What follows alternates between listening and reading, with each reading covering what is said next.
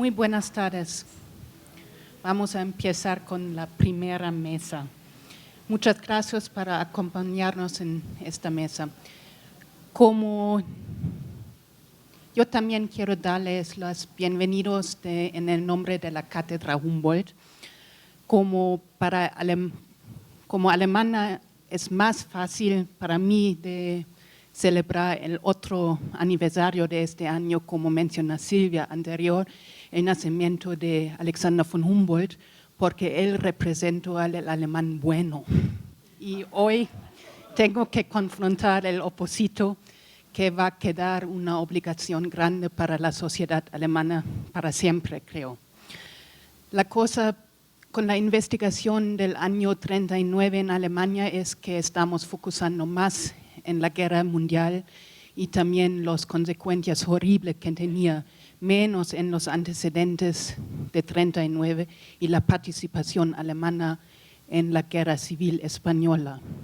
Por eso tenemos muy pocos especialistas para este tema y por eso falta hoy alguien que está hablando sobre Alemania, que me siento mucho. Pero que tenemos es el gran especialista para este tema, Walter Bernecker, que no solo es el gran especialista, pero también tenía la cátedra Humboldt anterior. Por eso yo soy muy feliz que él puede ser con nosotros hoy. Bueno, hay mucho más de decir, pero tenemos la presión del tiempo y por eso yo voy a introducir a ustedes nuestro primer panelista, Alberto Pena.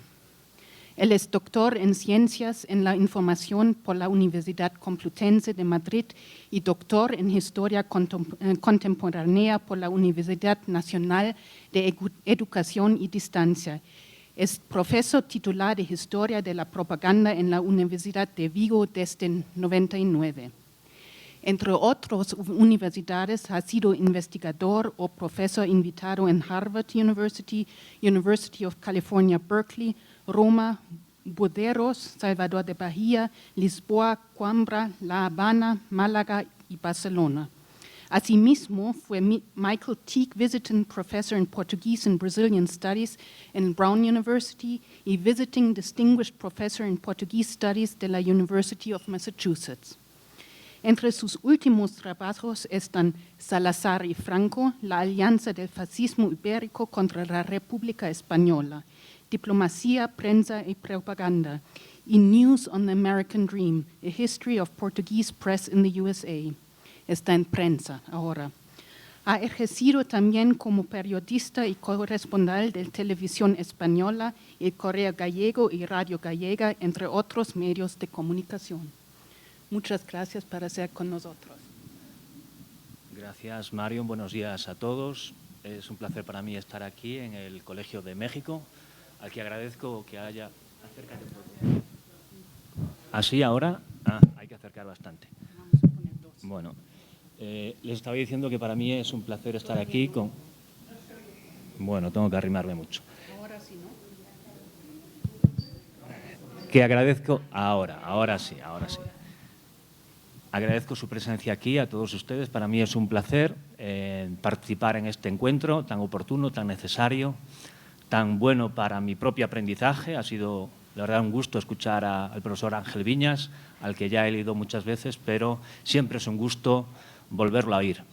Quisiera, en segundo lugar, también agradecer las atenciones y la coordinación del seminario a las personas que han participado en su organización, particularmente a la profesora Clara Lida, también a la profesora Mario Robenkamp y al profesor David Jorge, que no lo veo aquí en la sala, pero que los tres han tenido conmigo un contacto permanente y han estado atentos a cada una de las gestiones para poder coordinar mi participación. Y también quería agradecerle a Fernanda Lavín Robles pues, todo el trabajo que ha desarrollado para conseguir que llegara a tiempo, en las mejores condiciones y poder integrarme en el equipo de ponentes de este simposio. Bien, dicho esto, paso a a intervenir en relación con mi ponencia. La organización me ha pedido que me ajustara al máximo al tiempo y concretamente se me ha dicho que lo más conveniente es que leyera la ponencia para cumplir con ese cometido y es lo que voy a hacer.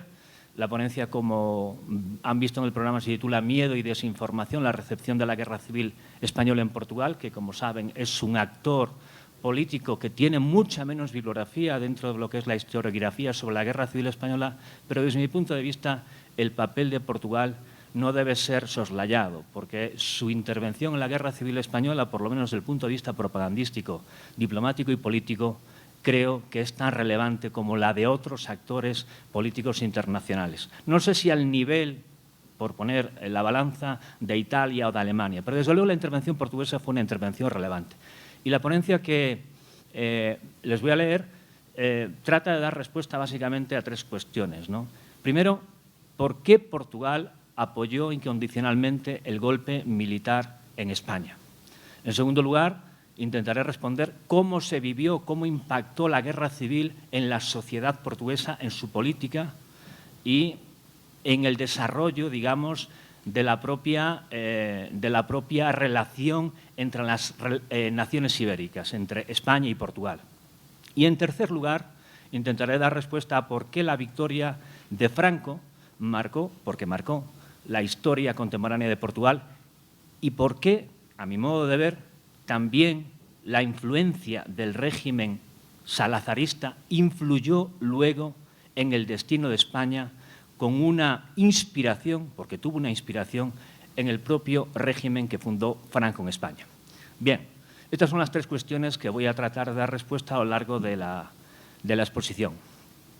En los momentos previos al inicio de la Guerra Civil Española, las relaciones hispano-portuguesas eran tensas y basadas en la desconfianza, agravadas en muchos casos por una recíproca campaña de propaganda que pretendía deslegitimar el modelo político del contrario. La prensa de ambos países peninsulares fue utilizada por los respectivos gobiernos para atacarse en un intento por crear un clima de desestabilización con el objetivo de fomentar movimientos contestatarios en el territorio enemigo que pudiesen servir como detonante para derribar al Estado oponente. El sistema republicano español era una fuente de inspiración política y de movilización social contra la dictadura para el movimiento de oposición portugués. Perdón, un segundo. Voy a... Aquí, ahora. Que deseaba reinstaurar el sistema republicano inaugurado el 5 de octubre de 1910 tras su derrocamiento por la dictadura. Había, pues, una manifiesta incompatibilidad entre los dos sistemas políticos ibéricos. El español era un modelo republicano, con una constitución demócrata liberal, instaurada el 14 de abril del 31, como ya ha quedado dicho, y el portugués, en cambio, era un régimen autoritario, nacido en el año 26, de un golpe militar que fue refundado por Salazar, inspirado por el fascismo italiano, bajo la denominación de Estado Novo, con un discurso profundamente nacionalista y orgullo imperial. Esta falta de complementariedad política e ideológica entre los estados ibéricos provocó un mutuo deseo de cambio de rumbo político en el país vecino. De hecho, el gobierno salazarista estimuló una visceral campaña de propaganda contra la Segunda República Española, especialmente a partir de la victoria en las elecciones del 16 de febrero del 36 del Frente Popular, que para Salazar representaba los intereses de la Internacional Comunista.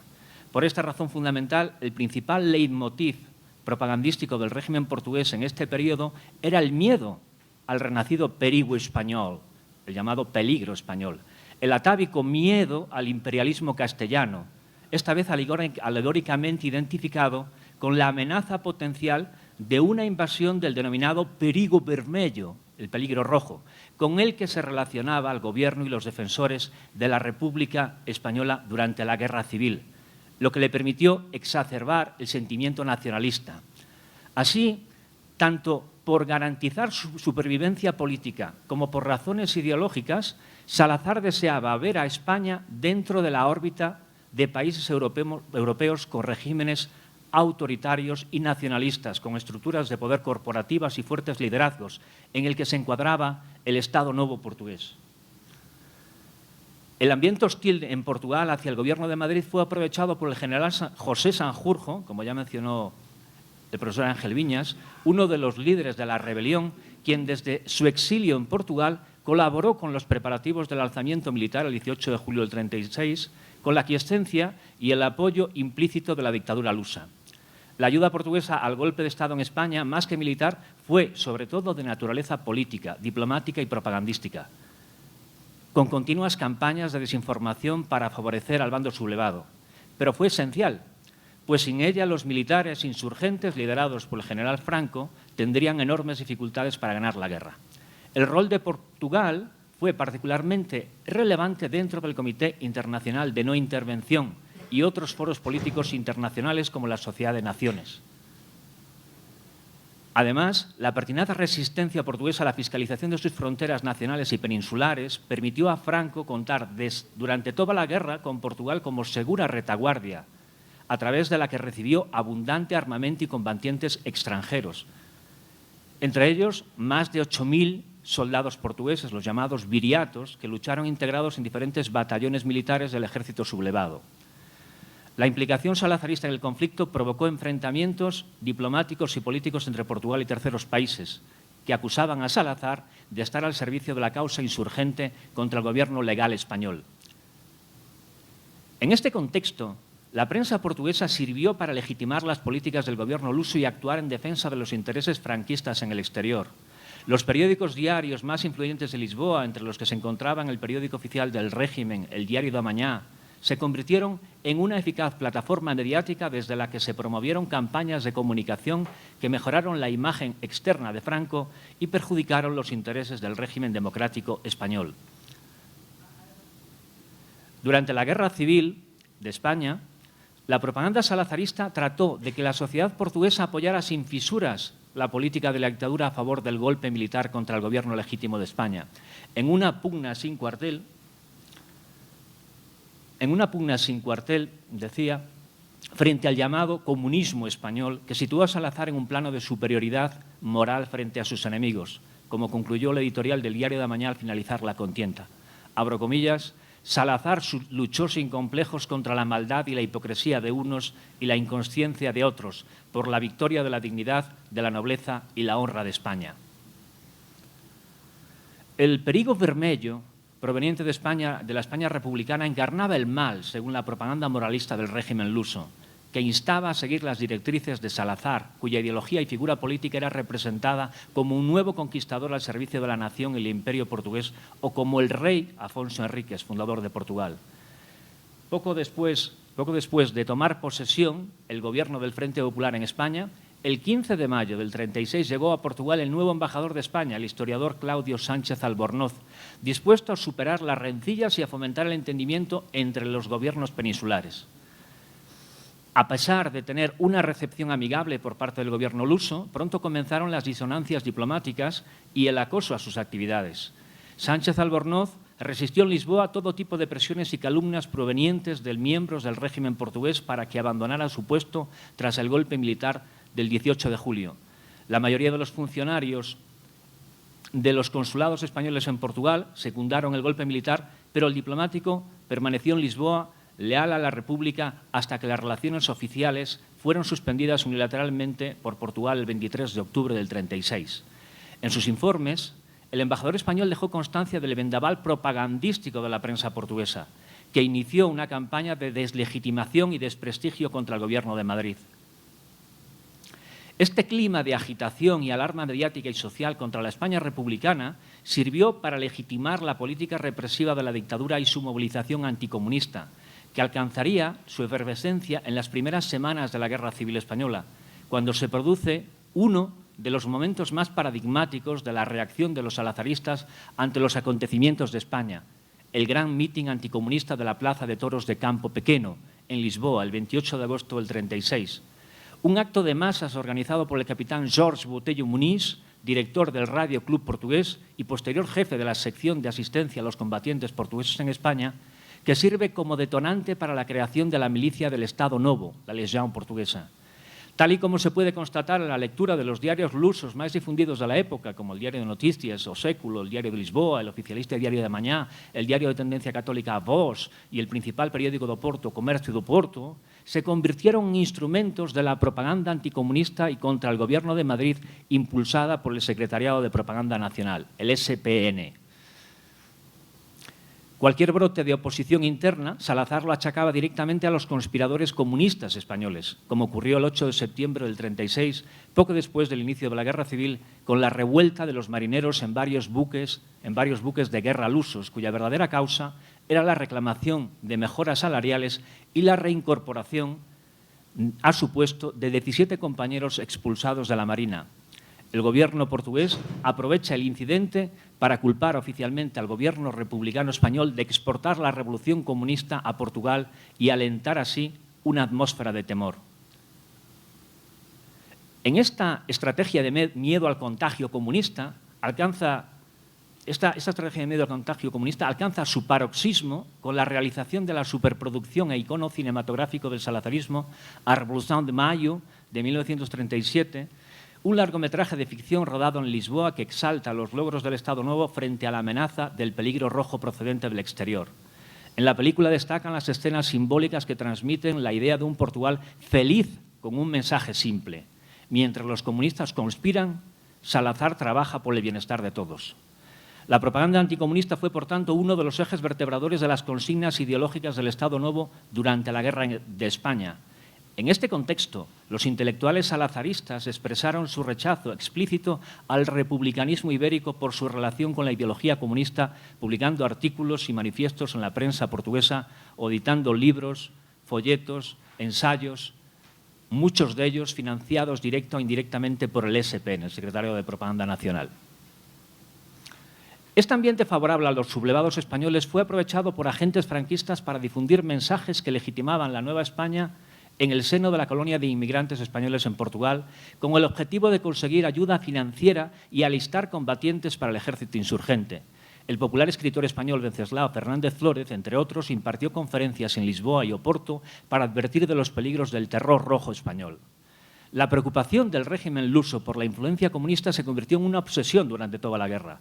Por todo el país había agentes al servicio del Estado Novo que alertaban inmediatamente a las fuerzas de seguridad en cuanto percibían alguna señal de propaganda favorable al bando republicano español. Durante la Guerra Civil Española, en Portugal circularon algunos periódicos de resistencia antifascista que publicaban llamados de rebelión contra la dictadura portuguesa para apoyar a los hermanos de España. En esta atmósfera de agitación, tras el inicio de los combates en España, el ministro de Comercio e Industria, Pedro Teotonio Pereira, concede una subvención de 100.000 escudos, un dineral en la época, para el adoctrinamiento político de los operarios portugueses, al tiempo que advierte a Salazar que era necesario que los opositores sintieran, entre comillas, el pulso de hierro del Estado Novo.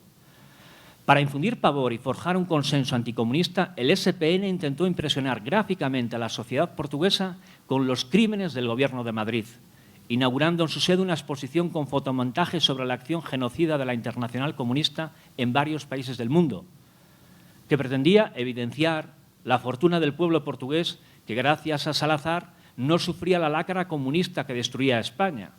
Para representar el contraste entre el orden fascista y el desorden comunista, en diferentes paneles se exhibían fotografías de escenas de la vida política de varios países europeos con regímenes autoritarios y democracias liberales en las que se podía observar las diferencias entre unos y otros modelos políticos. No tengo fotografías de esa exposición porque no aparecen en los archivos, pero sí está referida en los documentos y en la hemerografía de la época.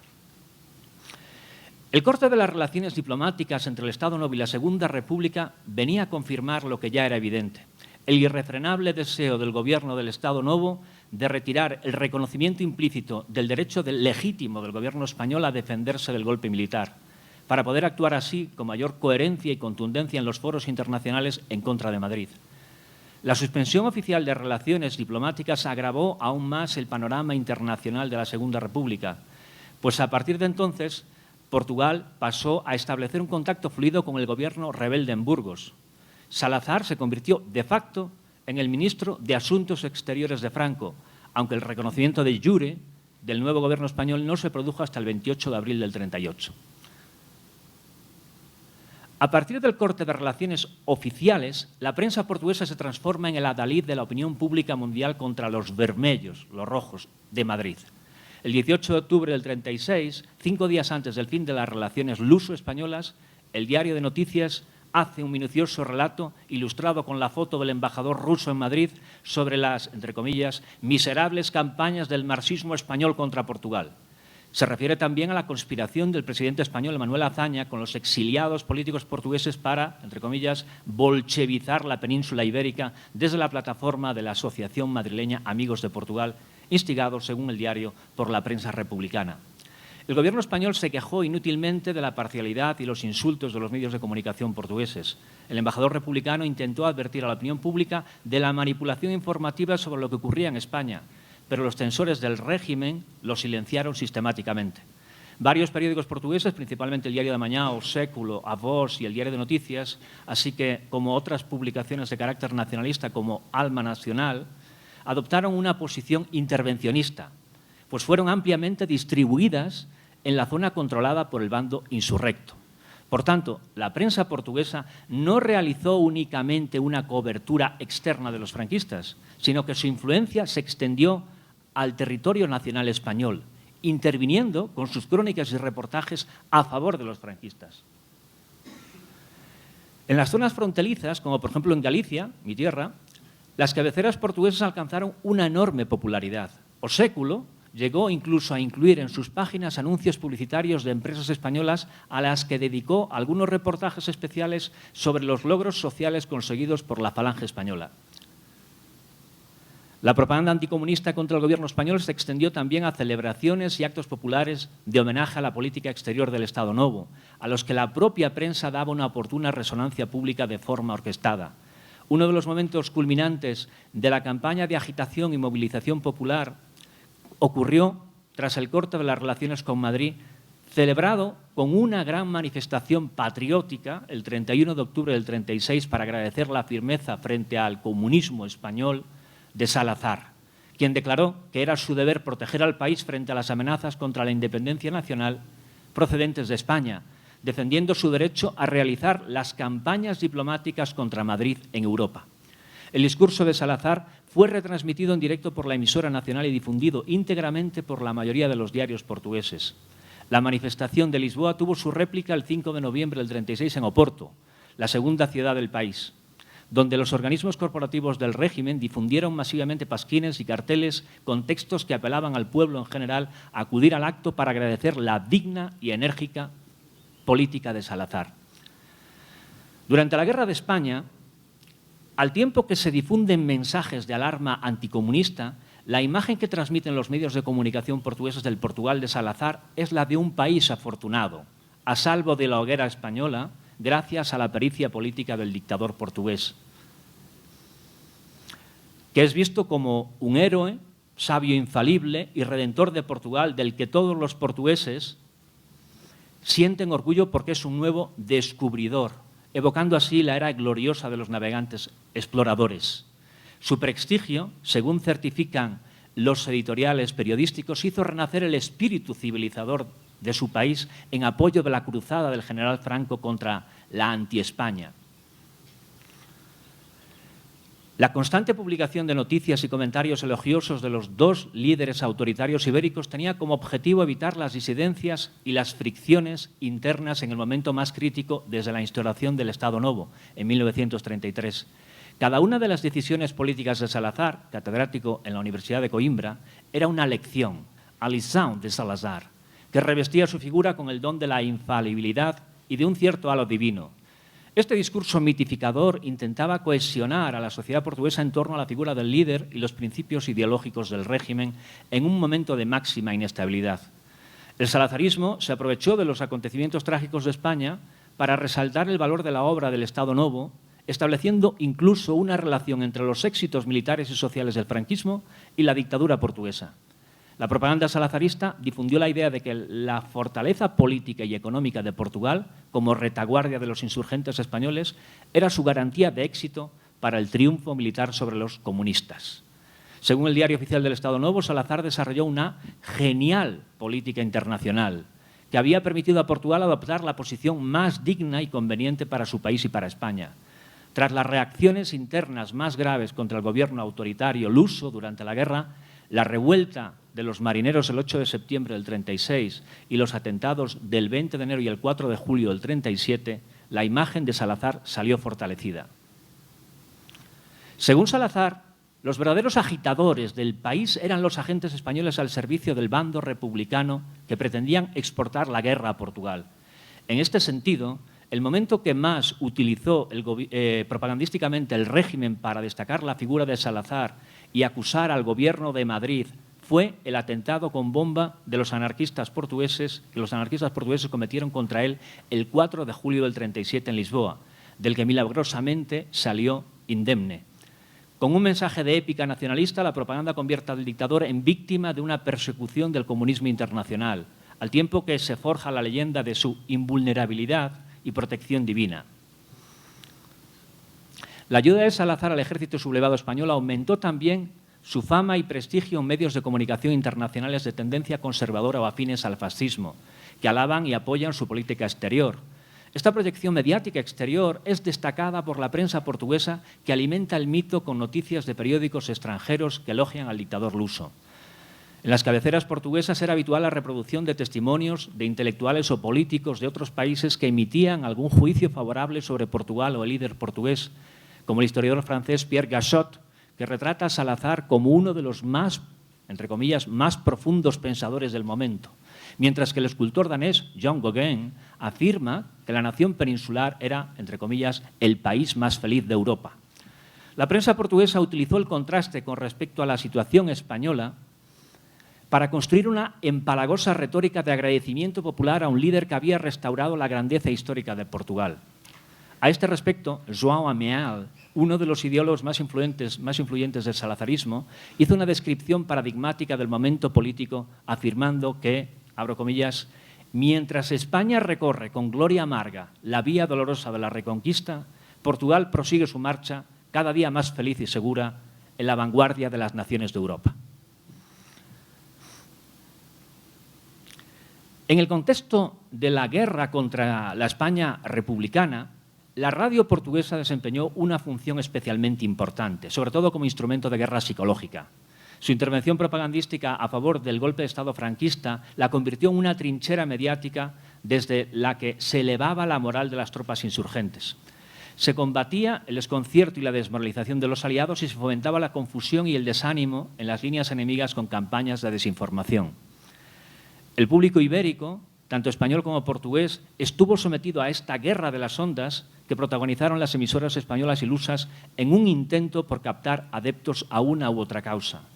En la batalla contra las emisoras leales al Gobierno de Madrid, destacó la emisora del Radio Club Portugués, fundada y dirigida por el capitán Jorge Botelho Muniz, quien reclutó entre los miembros de la aristocracia española residente en Estoril a locutores franquistas para transmitir en castellano hacia España, como María Isabel de la Torre de Colomina o Fernando Gallego de Chames, marqués de Quintanar. Esta emisora lusa fue posiblemente el medio de propaganda más eficaz con el que contaron los rebeldes durante los momentos más importantes de la guerra, especialmente en los 6 primeros meses del conflicto, cuando todavía carecían de medios de comunicación relevantes.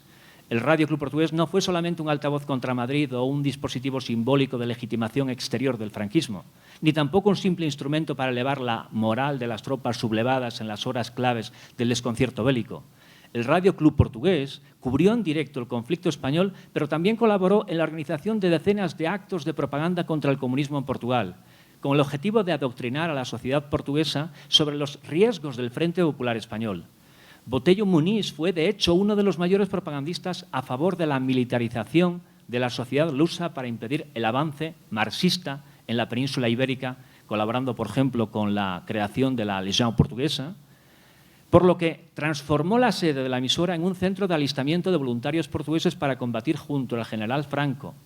Gracias a su propaganda, que incesantemente pedía colaboración para luchar contra los republicanos españoles, se reclutaron cientos de viriatos en los banderines de enganche del bando franquista español en Portugal.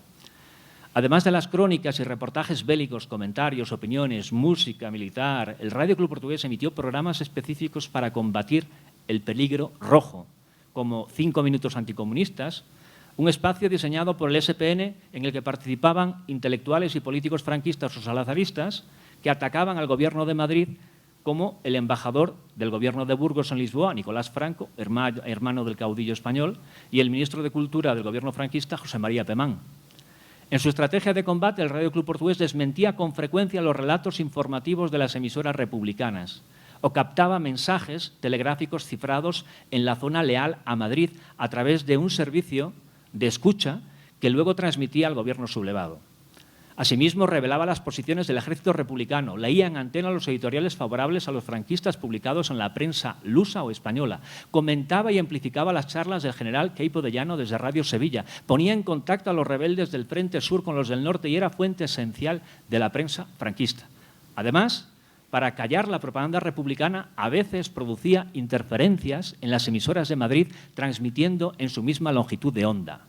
En definitiva, durante el transcurso del conflicto, las emisoras radiofónicas de Portugal se convirtieron en un medio de gran capacidad de excitación y movilización masiva del que se sirvieron los franquistas no solo para persuadir a la opinión pública ibérica, sino como un poderoso instrumento de legitimación política internacional y propaganda de guerra para el nuevo régimen, inspirado y estimulado por el anticomunismo salazarista en su cruzada contra la España republicana. Y ahora, para concluir, la victoria del Frente Popular en las elecciones españolas del 36 y la incompatibilidad ideológica de ambos modelos políticos ibéricos hicieron comprender a Salazar que el Estado Novo se vería sometido a continuas presiones y desestabilizaciones. En este contexto, el golpe de Estado en España se presentó como una excelente oportunidad para el instinto de supervivencia del salazarismo, que vio en el bando rebelde español un aliado estratégico, al tiempo que la alarma de la guerra civil le servía para justificar políticas más represivas y construir un discurso mediático que legitimaba la dictadura frente a la tragedia española. Mediante la apelación constante al pánico, a un contagio revolucionario y comparando su privilegiada situación frente al desastre español, el gobierno salazarista describía a Portugal como un remanso de paz, un lugar donde la gente era razonablemente feliz y al mismo tiempo que el régimen divulgaba una imagen idílica del país, Portugal se transformó en un escenario de agitación y movilización anticomunista, en el que la apelación al miedo al peligro rojo español se acompañaba de una retórica nacionalista en tono épico asociada al temor a una invasión comunista, que permitió a la dictadura mitificar la figura de Salazar y afianzar sus estructuras frente a sus opositores. En términos relativos, esta es una opinión personal, basada en mis investigaciones, lógicamente, ningún otro país extranjero vivió con tanta intensidad la evolución del conflicto ni hizo un esfuerzo tan grande para favorecer la victoria del movimiento insurreccional español. Para Salazar estaba en juego la independencia de Portugal y Franco se convirtió en su gran esperanza. Muchas gracias.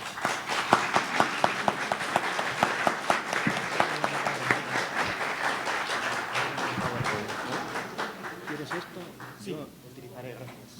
Yo prescindí de él porque lo tenía al alcance.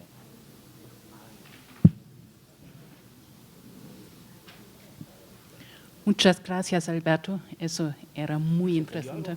Sí, yo podría leer. Bueno, en todo caso, vamos a hacer el debate juntos y seguir inmediatamente con la otra ponencia. Sí, y muchas gracias por tomar el tiempo que no se enoja la cocina con nosotros. Voy a introducir ahora el otro panelista, Javier Rodrigo, que es investigador y crea académica y catedrático acreditado en la Universidad Autónoma de Barcelona. Él es doctor por el European Institute en Florence.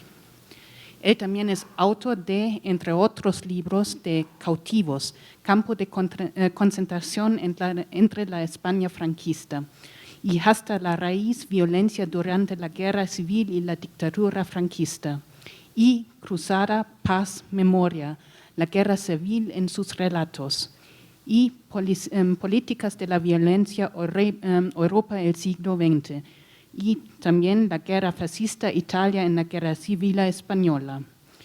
Una historia de la violencia, historiografías del terror en la Europa del siglo XX y Resentimiento, otro, un coautor con David Alegre, Comunidades rotas, una historia global de las guerras civiles. Muchas gracias y da la palabra directamente a Javier. Muchísimas gracias por la presentación, muchísimas gracias por la invitación que quiero hacer efectiva a todos los presentes, al Colegio de México, a la Cátedra México-España, a la Cátedra Humboldt y también particularmente pues, por su mayor contacto cotidiano pues, a Clara, David y Marion, evidentemente. Estoy muy orgulloso y muy feliz de haber recibido esta invitación que acepté, evidentemente, de manera casi inmediata. Espero que se me oiga bien, ustedes díganmelo.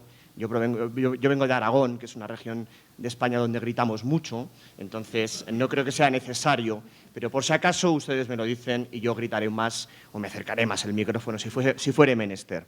Quería también preguntarles una cuestión, quería saber si todos ustedes desde todas las partes de la sala pueden ver las imágenes del PowerPoint, porque las de en medio, las intermedias pueden ser más o menos importantes o interesantes, pero me interesa que ustedes vean con detenimiento la primera y la última imagen de esta presentación, de mi ponencia, de mi charla, Dagas y bombas o Italia como tercer beligerante en la guerra civil. Fundamentalmente porque tanto la primera imagen, ambas están extraídas de un folleto propagandístico republicano de 1938. Ambas imágenes, la primera y la última, no les voy a hacer un spoiler de la última, evidentemente, reflejan bastante bien, en buena medida, pues, varios grandes paradigmas alrededor de la intervención fascista en España y, en particular, la intervención del Eje, que, como bien ustedes saben, y también se ha encargado Ángel Viñas de recordar en sus investigaciones, como concepto nace precisamente alrededor del Eje Roma-Berlín, alrededor de la intervención fascista internacional en la Guerra Civil Española. Esta primera imagen, en la que Franco lleva bajo, digamos, en un platito España a Hitler y a Mussolini, bajo la furibunda mirada, además, de los dos hambrientos líderes fascistas, da bastante bien la idea, también por la pequeñez del sujetito, del caudillito, por la pequeñez del dictadorcito español, da también bastante la idea de la imagen que se podía tener, digamos, de este equilibrio de lo que algunos hemos denominado la internacional fascista. Ya sé que puede sonar un poco polémico el concepto de internacional fascista. También es cierto que el propio título de mi ponencia, sobre todo lo de tercer beligerante, puede resultar polémico y aquí estoy precisamente para intentar defenderlo, defender esta teoría de Italia como un tercer beligerante. Yo también, para atenerme un poco a los tiempos marcados, voy a leer mi ponencia, a pesar de que, bueno, intentaré hacer comentarios acá y acullá. Entre otras cosas, porque lo primero que cabe contextualizar de mi charla es el título, Dagas y bombas. ¿Por qué este título tan extraño, Dagas y bombas? Pues fundamentalmente porque las dagas, es decir, los puñales, y en tanto que paradigma del combate cuerpo a cuerpo, y las bombas, en dos sentidos, la bomba de mano y también la bomba lanzada desde el aire, como veremos a continuación, como veremos más adelante, son en buena medida también el paradigma armado, el paradigma simbólico de lo que puede representar la intervención italiana, o al menos la imagen que de sí mismos tienen los italianos en su participación en la Guerra Civil Española. Yo voy a hacer varias alusiones a cuestiones de propaganda, de discurso, de relato, que pueden resultar muchas veces chocantes, por exacerbadas, exageradas o imposibles. Pero tienen ustedes siempre que recordar una cuestión que yo siempre intento recordar, y es que por muy descabellada, y esto lo sabe muy bien Alejandro Pizarroso, por muy descabellada que pueda parecer la propaganda fascista, los fascistas tienen una particularidad, y es que se creen su propia propaganda. Esto, por cierto, lo decía Paul Preston de Franco, que una de sus mayores debilidades era creerse su propia propaganda. Mi ponencia empieza más o menos donde termina la de Ángel Viñas, por lo cual estoy súper contento de que él me haya precedido, porque en última instancia, y si algunos de ustedes han conocido el trabajo de donde proviene toda esta charla, en última instancia este trabajo mío está dedicado fundamentalmente a la intervención italiana en la guerra civil, no tanto en la conspiración ni en el golpe de Estado, sino en la guerra civil abierta, estricto sensu, en la guerra total, ¿de acuerdo? Y es ahí donde me voy a basar. Y vamos a empezar hablando precisamente de esta fotografía, porque precisamente habla de este paradigma del arma, de la adaga, del puñal. Porque en cierta medida era in alto el puñal, es decir, con el puñal levantado, como aparecen en muchas de las fotografías los miembros del Corpo di Truppe Volontarie. El saludo fascista, acompañado de la hoja de acero, fue el símbolo de un Corpo di Truppe Volontarie, CTV, cuerpo expedicionario compuesto por unos 78.000 italianos enviados por Mussolini a combatir la Guerra Civil Española, creado según su propio himno, y recuerden ustedes que se creían muchos de ellos su propia propaganda, creado según su propio himno para liberar a España, traer una nueva historia, devolver la sonrisa a los pueblos oprimidos por los rojos y construir, más importante todavía, la nueva Europa fascista. Buena parte de la historiografía sobre la intervención internacional en España, a la que, por cierto, yo no pertenezco, yo soy un neófito absoluto en la cuestión de la dimensión internacional de la Guerra Civil Española, buena parte de esta historiografía, desde diferentes perspectivas, ha o bien exaltado de manera crítica la importancia de la participación de Mussolini al lado de Franco, o bien la han recluido en una suerte de triple intrascendencia.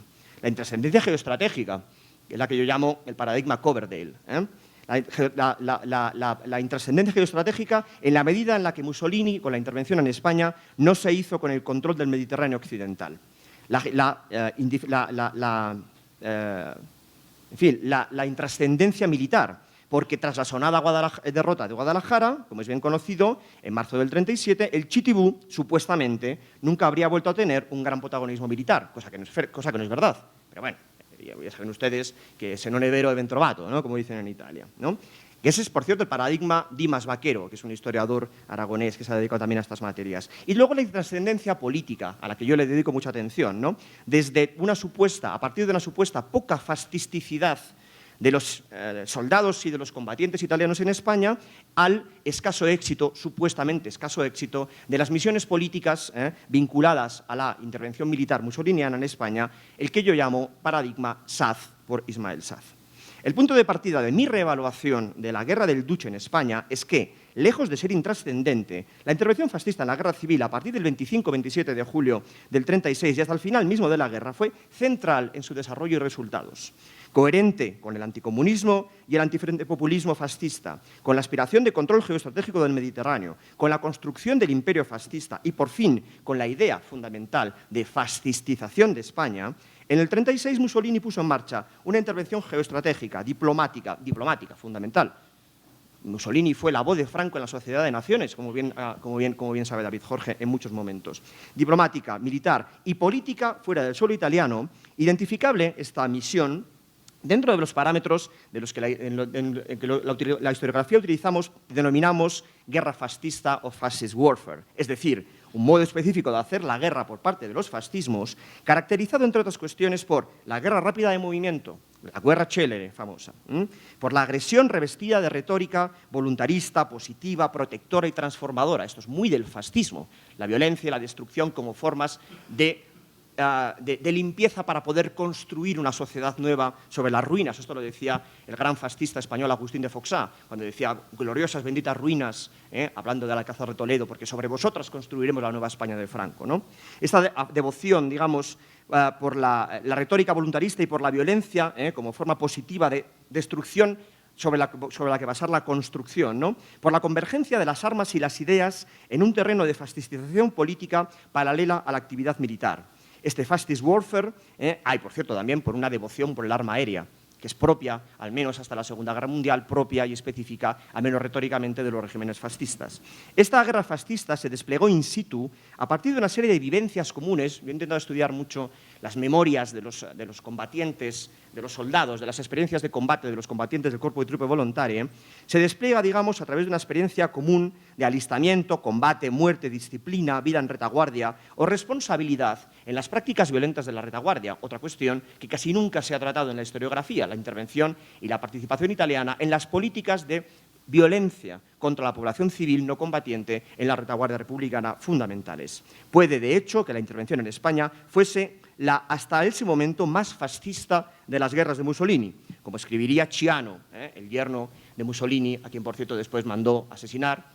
Los que tenemos hijas muchas veces pensamos en el paradigma Mussolini, ¿no? ¿Qué haríamos con nuestros yernos si se nos pusiesen en contra? Perdón por la broma de mal gusto. Como escribiría Ciano el 22 de febrero del 39, cito, «Algún día los que tanto se reían de la intervención italiana en España entenderán que en el Ebro, en Barcelona o en Málaga se habían sentado las verdaderas bases del imperio mediterráneo en Roma». Cierro comillas, Galeazzo Ciano. Por cierto, bueno, en fin, no vamos a hacer más comentarios al respecto. Al poco de la proclamación imperial del imperio fascista italiano, la Italia fascista se convirtió en lo que yo intento demostrar o intento, digamos, exponer, como un tercer beligerante en la guerra de España. Tercer beligerante por su importancia geopolítica, militar, humana, y también por su volumen, como vamos a ver a continuación. Precedida, como bien ha explicado Ángel Viñas, por una voluntad decidida de acabar con la República, desarrollada, decidida en julio y concretada entre agosto y septiembre, entre octubre y noviembre del 36 se decidió en consecuencia una intervención de gran volumen, limitada hasta ese momento al envío de materiales, a los que, por cierto, se les borraba cualquier signo de procedencia italiana, estos Savoia Marchetti, sobre todo el que se estrella en Francia porque se le acaba la gasolina, viene pintado de blanco, pero es un blanco que no puede, digamos, borra muy mal el hecho de que debajo tiene las enseñas de la bandera italiana. Limitado, insisto, esa primera intervención del verano del 36 a un número limitado de especialistas y de apoyo material, a partir de septiembre-octubre se convirtió en una escalada de gran dimensión hasta el punto de convertirse, digamos, en lo que yo considero un tercer beligerante.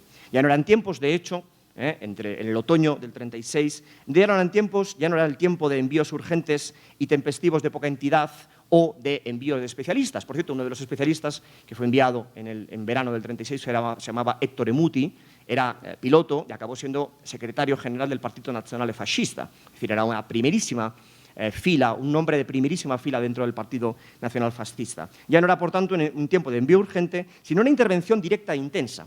Esencial para la victoria sublevada, tanto el envío de tropas y suministros como la participación abierta de las Fuerzas Armadas en las conquistas territoriales, en los bombardeos sobre objetivos militares y civiles o en la guerra naval, todo ello marcaron en buena medida elementos centrales de la guerra civil. Además, la experiencia bélica signó para Italia abiertamente un capítulo nuevo en el uso de la diplomacia y la propaganda en el marco de la fascistización de Europa y su expansión a lomos de la guerra total, porque no se entiende. La fascistización y digamos, el sometimiento continental no se entiende sin el concepto de guerra total. La española fue, pues, la guerra que más y mejor situó las ambiciones del fascismo italiano en Europa, en el Mediterráneo, en España o en relación incluso con las políticas exteriores de sus países colindantes, al menos antes de la Segunda Guerra Mundial. Ya que es verdad que la cuestión Coverdale es importante. Hay un famoso telegrama de Mussolini en el que dice: nosotros intervenimos en España y sobre todo nos quedamos con las Baleares, que esa es otra cuestión que cabría señalar, básicamente porque no permitiremos que en un conflicto continental ningún negro, y lo dice así textualmente, ningún negro pase de África a Francia. Es decir, ningún negro pueda incorporarse, digamos, del ejército colonial al ejército de la metrópoli. Pero además, esta intervención marcó ya de manera definitiva la inseparable relación entre fascismo y guerra, entre expansión, impregnación y violencia, entre combate y creencia. Estos 78.000, 79.000 combatientes, aproximadamente 45.000 del ejército regular, 30.000 de las milicias fascistas, lo cual no quiere decir que el equilibrio fuese así, porque en el 36-37 eran casi todos de las milicias fascistas y después se fueron incorporando en el 37 el ejército regular.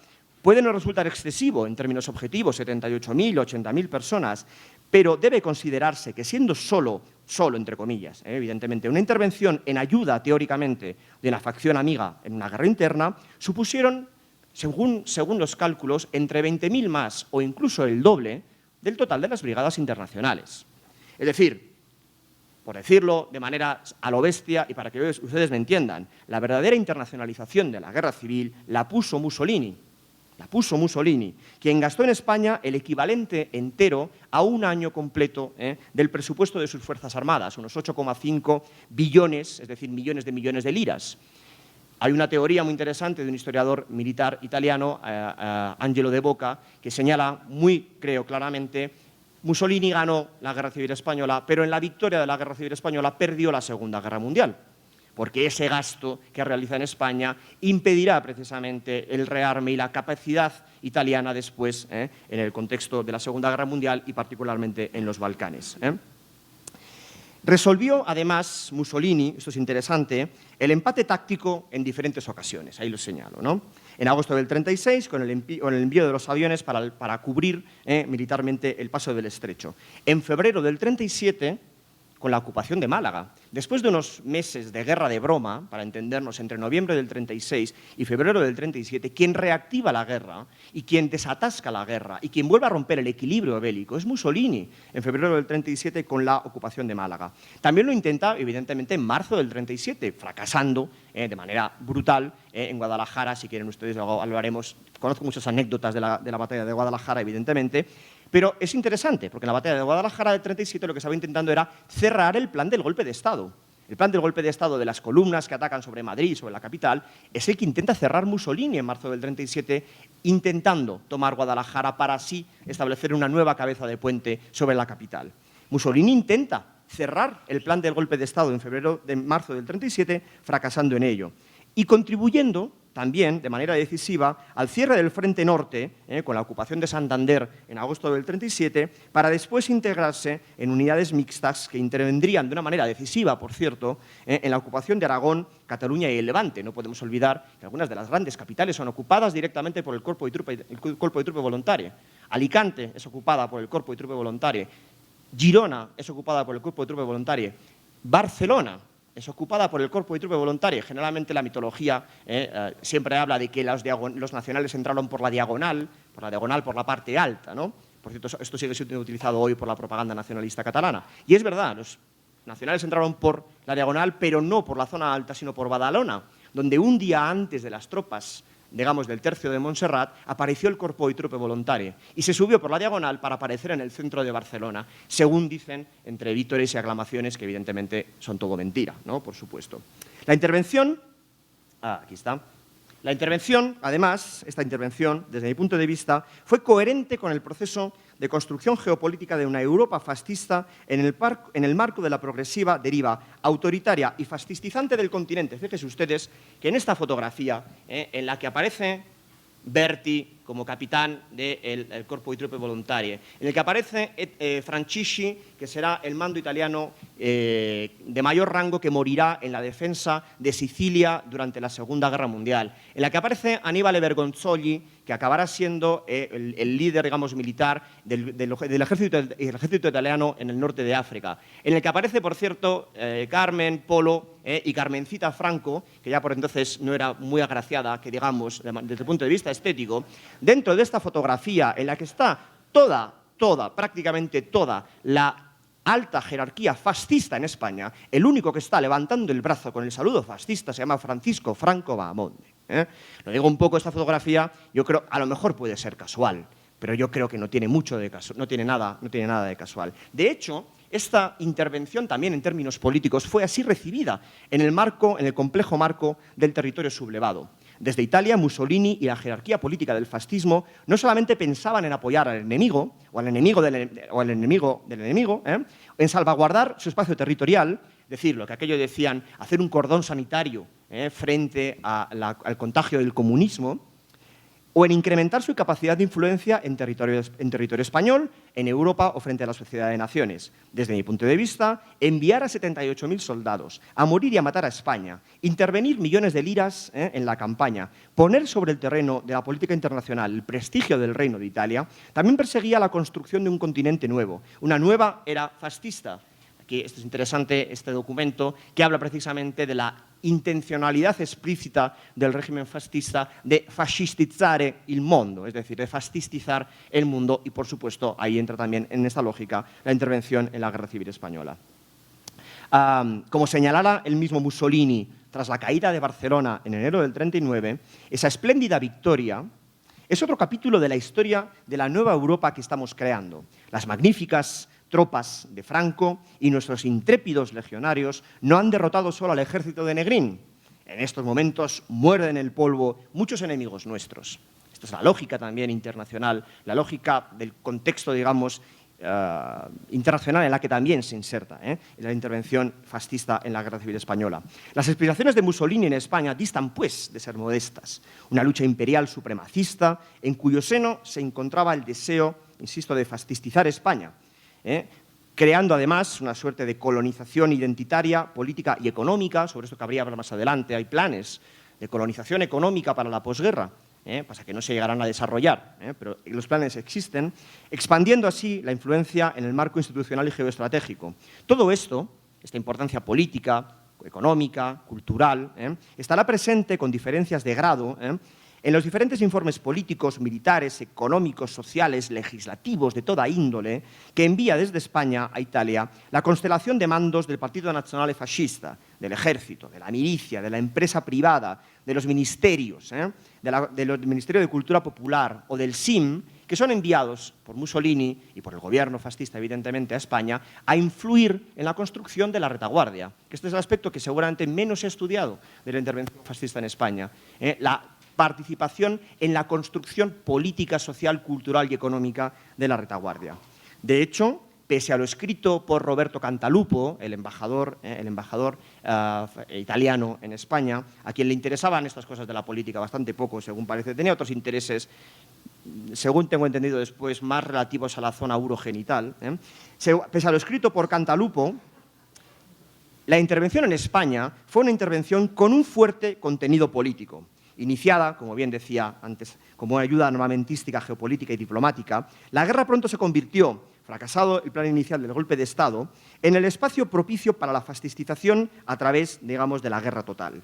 En este contexto, las misiones políticas de nombres como Danzi, Roberto Farinacci, que se presentaba a sí mismo, ya saben ustedes, como un mutilado de guerra, pese a haber perdido la mano pescando en Etiopía con bombas. Eso de pescar con bombas hizo que perdiese la mano, a pesar de presentarse como un mutilado de guerra.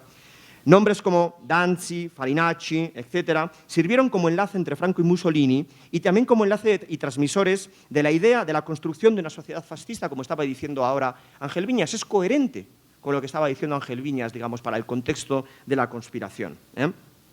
Una idea de fascistización entendida como convergencia en el espacio europeo de la contrarrevolución, con un partido único, encabezado por Franco, un sistema de orden totalitario en el sentido histórico del término, una cultura palingenésica, un entramado legislativo donde destacaría, por motivos evidentes, el fuero del trabajo, que es claramente un trasunto de la Carta del Lavoro italiana.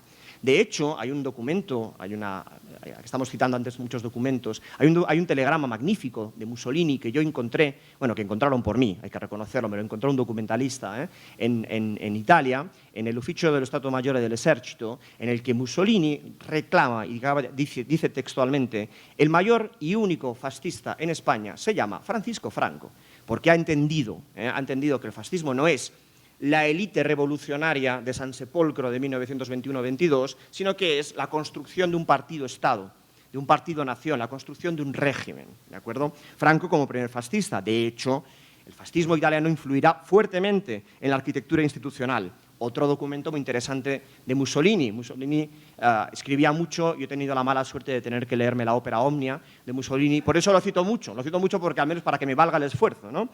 Decía Mussolini, en un telegrama muy interesante, un partido, un sindicato, una milicia, sobre estas tres bases, sobre estos tres pilares, construirá la nueva España de Franco, la nueva España, digamos, su futuro. Y lo interesante es que tenía razón, y tenía razón porque tenía conocimiento de causa de primerísima mano.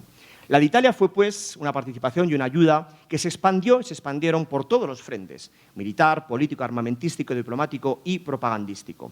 También, evidentemente, el militar. El contingente militar fue importantísimo en el contexto de la guerra civil. No por casualidad, la propaganda republicana los presentaba como unos auténticos invasores militares de la península ibérica. Ya sé que esto también es propaganda, evidentemente, pero es una propaganda bastante significativa, ¿de acuerdo? La garra del invasor italiano, levantaos contra la invasión italiana en España. De hecho, desde el punto de vista del contingente militar, es sorprendente la cantidad de autonomía para ser un beligerante, para ser un ejército mandado a ayudar a un tercero. Es sorprendente la cantidad de autonomía que tiene el Corpo di Truppe Volontarie en España. Dispusieron, aparte del contingente de soldados, dispusieron de radio, de periódicos, como el que estudió en su día Alejandro Pizarroso. Dispusieron de los corsi italiani de adestramento ufficiale español, es decir, de cursos para el adiestramiento específico en la táctica de guerra, en la táctica de la guerra célere. Dispusieron de dos hospitales de campaña en Zaragoza y en Valladolid. de un batallón de trabajadores específico para ellos, de prisioneros republicanos que eran utilizados como mano de obra forzosa, además de plataformas de acción política, penetración económica e impregnación cultural. No voy a expandirme en la cuestión militar, evidentemente, porque es bien conocida, su participación es bien conocida también. Tampoco voy a expandirme en la organización, entre otras cosas porque me quedan ya poco tiempo, en la organización específica, en lo militar, ¿de acuerdo? Aunque sí que es importante subrayar una cosa, todos los líderes militares, los líderes del Corpo y Trupe Volontaria acabarán siendo grandes gerifaltes militares y políticos dentro del régimen fascista, si no lo eran ya. Mario Roata era el jefe del SIM y acabará siendo el líder genocida o paragenocida de la ocupación de Eslovenia durante la Segunda Guerra Mundial. Pero no es solo el único, él es el más conocido, Por cierto, Roata acabará sus días feliz y contento en la España de Franco, por supuesto, ¿no? Héctor Francisci, el que les decía anteriormente, será el mayor líder militar en la defensa de la territorialidad italiana frente a la ocupación de los aliados. Aníbal Bergonzolli, como les decía antes, barba eléctrica, como se le llamaba, por esta barba tan larga que tenía, será el líder militar del ejército italiano en África. Gastone Gambara, todavía más importante, que por cierto también acabará sus días en España, feliz y contento, en Madrid, creo concretamente. Gastone Gambara, durante la Segunda Guerra Mundial y la Guerra Civil Italiana, será el líder de la policía y el ejército de la República Sociale Italiana. Es decir, como bien saben ustedes, los responsables de actos genocidas como las agresiones de Sant'Anna di Stazzema, Marzabotto, asesinato de niños, de mujeres, de civiles, sin reparar en medios. No voy a hablar, por tanto, de la cuestión militar, aunque sí que cabe recordar la autonomía de la aviación, aunque originalmente dependiese de la aviación del Tercio y luego como aviación legionaria. Es increíble el grado de autonomía que tiene, a pesar de depender oficialmente de Kindelan. Tendrá una gran autonomía hasta el punto que Mussolini dará órdenes directas, como por ejemplo la del bombardeo del 1 de enero de 1938 al general Giacomo Valle, un antiguo aviador de la Primera Guerra Mundial y de Etiopía, que experimentaba, antes había una pregunta sobre las vinculaciones, ¿no?, sobre la Guerra Civil Española y la Segunda Guerra Mundial. Bueno, pues Mussolini pide a Valle que despegue desde Italia, bombardee Barcelona y vuelva a aterrizar a Italia, es decir, está experimentando tácticas de bombardeo sobre población civil, tácticas de autonomía, lo cual además va con derivadas perversas, porque para poder volar y hacer mucha autonomía tenía que cargar con pocas bombas y de poco contenido, digamos, explosivo. Esto hace que muchas de las bombas que se utilicen durante la Guerra Civil Española por parte de la aviazione legionaria italiana sean bombas, lo que ahora llamamos bombas de racimo, bombas que al explotar, digamos, se expanden en horizontal. Esto hace que para los adultos le rompan básicamente los miembros inferiores, las piernas. De ahí precisamente la fama del doctor Trueta, del gran traumatólogo republicano que acabará siendo precisamente el traumatólogo de cabecera de la reina de Inglaterra. Ahí es nada, ¿no? Pero claro, ¿qué tienen los niños, los menores, allá donde un adulto tiene las piernas o las rodillas? Tienen órganos vitales. Los italianos serán los responsables, en buena medida, y esta es la parte trágica de todo esto, serán los grandes responsables, y ese será su legado más aberrante, serán los responsables de cientos de víctimas que dejaron en España, muertos en batalla y, sobre todo, muertos en la retaguardia, sobre todo población civil muerta en retaguardia.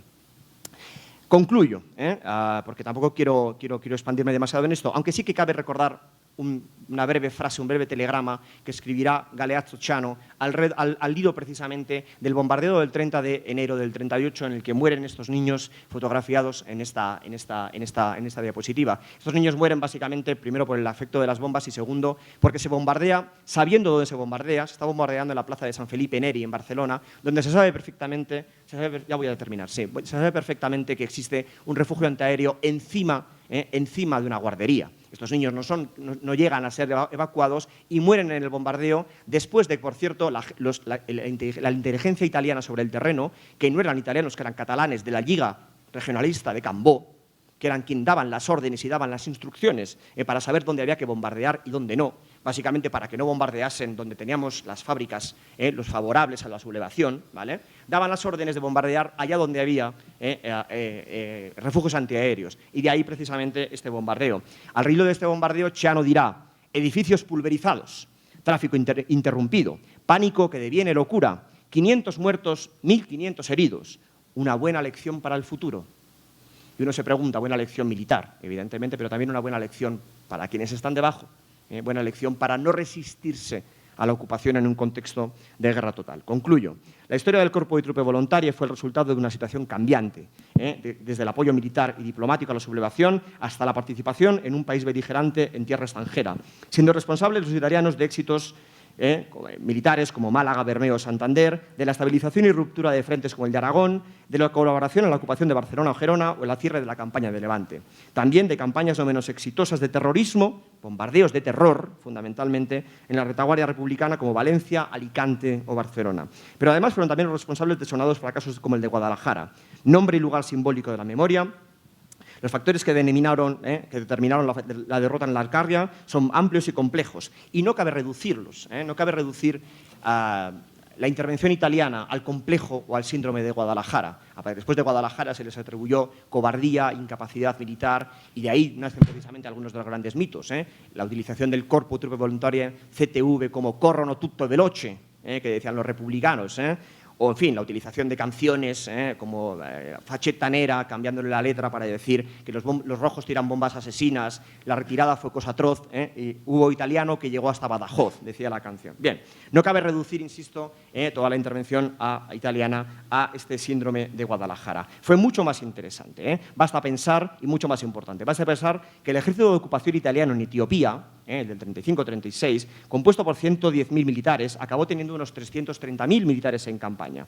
En España alcanzó 78.000 personas, pero sin ser una guerra de ocupación destinada a la incorporación territorial y de soberanía, tratándose por tanto solo de una ayuda militar a una facción enemiga amiga en guerra, Mussolini enviaría a España una cuarta parte del personal militar total utilizado para conquistar el imperio fascista. Y ahora les repito a esta última diapositiva, que yo creo que cierra perfectamente lo que les he venido señalando en mi intervención. Si la primera hablaba precisamente de cómo Franquito había decidido vender o regalar España a sus líderes, a los líderes fascistas, esta última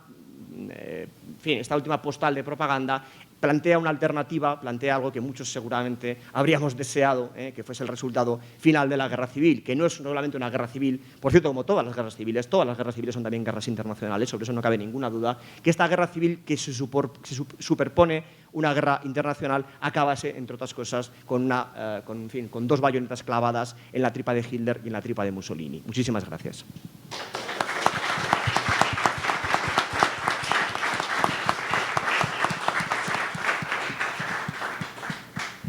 Muchas gracias, Javier, a gritar a nosotros tan interesante.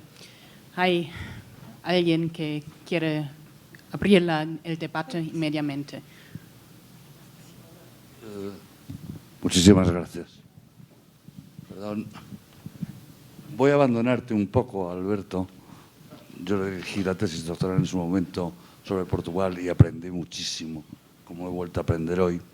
Pero sí quiero dirigirme a ti, Javier, en 3 o 4 cuestiones que naturalmente en 25 minutos no se pueden decir, pero yo creo que son muy importantes y todas tienen que ver con... Yo he venido aquí a hablar mañana de la propaganda de las 2 Españas en las Américas, pero he trabajado mucho sobre temas italianos, porque he vivido años allí, he sido profesor en Florencia, etc. Entonces, hay 2 cuestiones. Tú has citado solo, casi de pasada, el diario del Corpo Truppe Volontarie, el Legionario, que llegó a ser un periódico diario, que se redactaba en Salamanca y se imprimía en Valladolid. Impresionante. Y frente a él, porque hay otra cosa que no has citado, la presencia cuantitativamente mucho menor, pero cualitativamente muy importante, de los Garibaldini en las brigadas internacionales.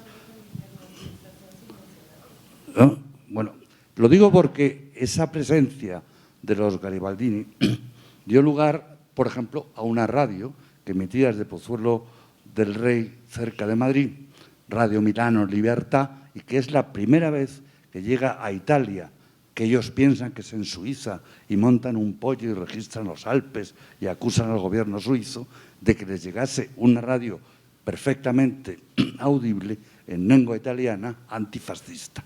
Y esto desde el 36, cosa que fue un shock en Italia y que intentaron con Gemini generando, pero ellos cambiaban desde Pozuelo del Rey, al lado de Madrid. Eso. Es decir, la presencia y, naturalmente, frente al legionario está el garibaldino.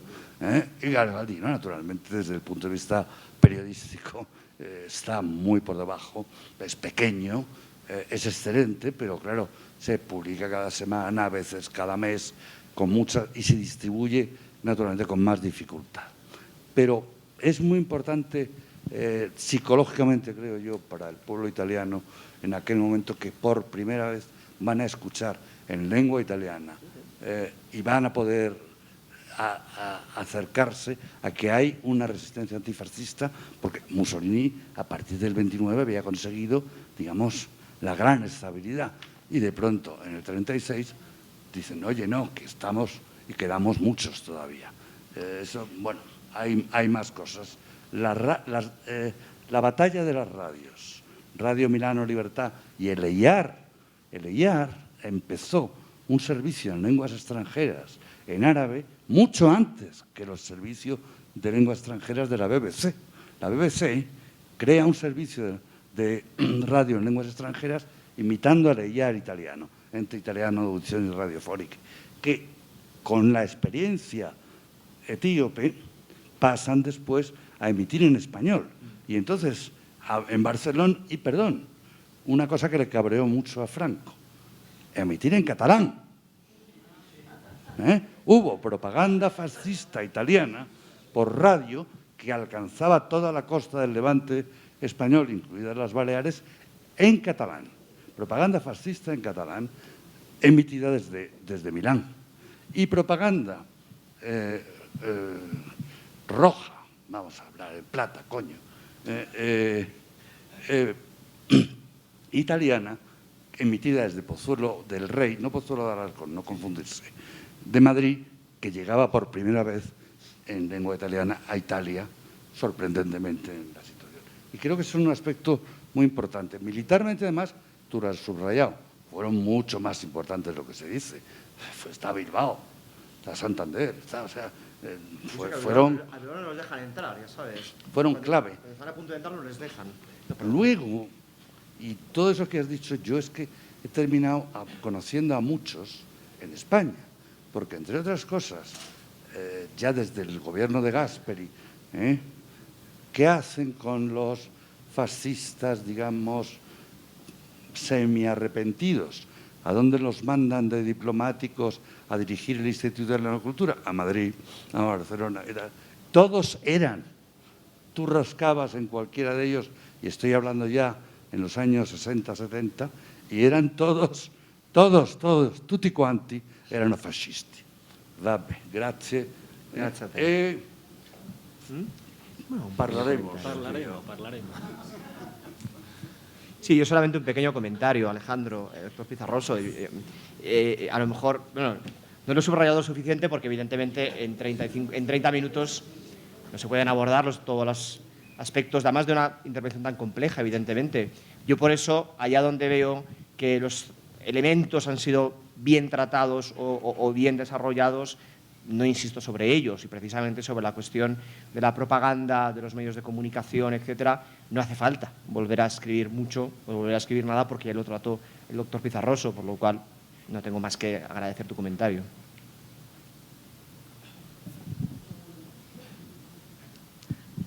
Gracias. Mi pregunta, comentario también va para Javier. En realidad me queda claro que lo advertiste, que la dimensión internacional no es lo tuyo. Entonces no quisiera meterte en problemas, pero así como en el momento en el que nos mostraste la imagen del mundo fascista, ¿no?, pensado desde Italia, a mí me llama mucho la atención el papel de Italia también en la guerra civil, pero desde el punto de vista de la diplomacia internacional. ¿A qué me refiero? A todos nos queda claro que el pacto de no intervención fue una cortina de humo detrás de la cual en realidad estaban pasando muchos acuerdos y muchas cosas.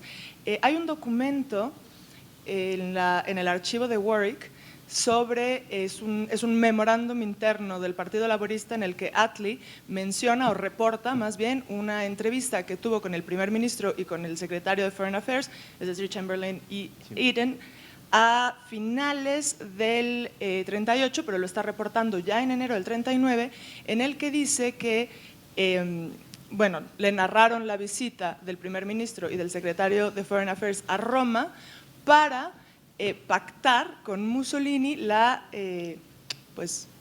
debacle final y la salida de la Guerra Civil Española, en donde se alcanza a ver que están planteando a Mussolini como el mediador entre Inglaterra y Alemania de cara justamente a que ya se ve para dónde van las cosas, y Attlee está intentando, ya también porque se ve lo que va a pasar cuando acabe la guerra, que es una evidente desbandada de refugiados, está intentando pactar con el primer ministro algún tipo de ayuda inglesa, británica para esos refugiados, y como en realidad el primer ministro no está queriendo aceptar porque le ha prometido a Mussolini que va a permitir que se continúen los bombardeos en Barcelona durante el 39 todavía. Sí. Y cómo este rol justamente de Mussolini en su Europa fascista, ¿no? en su imagen de la Europa fascista, tiene mucho que ver con mediar con otras políticas internacionales que están teniendo una clara repercusión en la guerra de España. Evidentemente.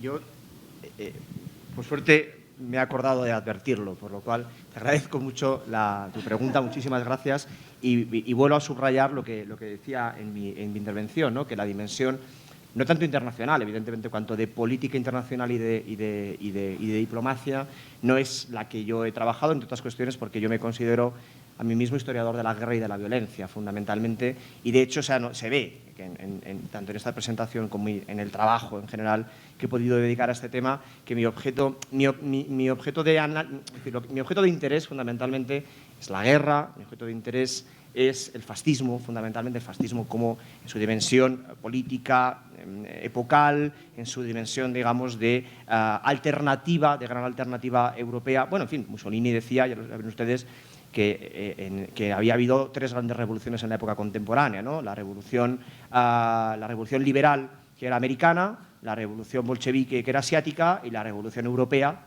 que era la fascista, ¿no?